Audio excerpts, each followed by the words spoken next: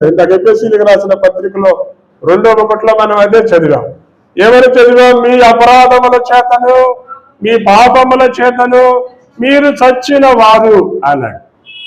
చావటం అంటే శరీరం చావటం కాదు, మనలో ఉన్న ఆత్మ నరకానికి వెళ్ళబోతుంది అని చెప్తున్నాడు. కానీ మనమేం చూస్తున్నాం? పైన ఉన్న ఈ శరీరాన్ని చూస్తున్నాం.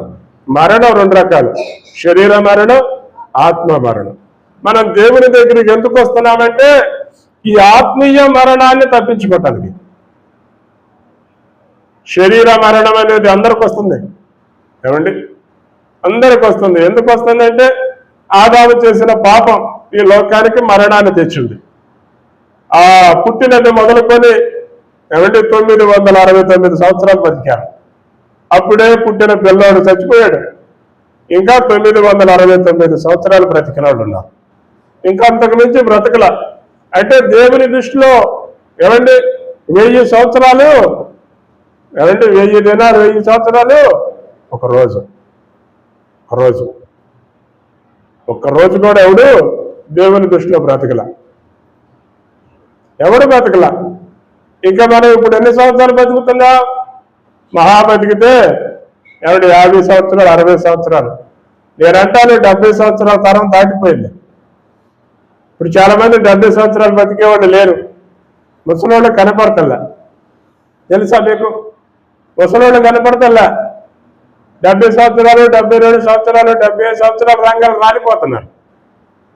ఇక ఇప్పుడున్న తరం మందే. ఏమండి, మన తరంలో ఎంతమంది 70 సంవత్సరంలోకి వెళ్తారు? ఎంతమంది వెళ్తారు? చిన్నతనం నుంచి అన్నిటికీ బానిసలు. ఏమండి, ప్రతి దానికి తాగుడికి బానిసలు. ఏమండి, పానపరాకులకి, గొట్టాలకి, మత్తు పదార్థాలకు బానిసలు. దానికి తోడు ఇప్పుడు మనం తినే తిండి సగానికి సగం కల్తీలే.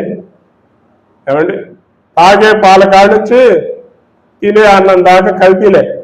అన్ని మందులతో పండుతున్నాయి, అన్ని మందులే.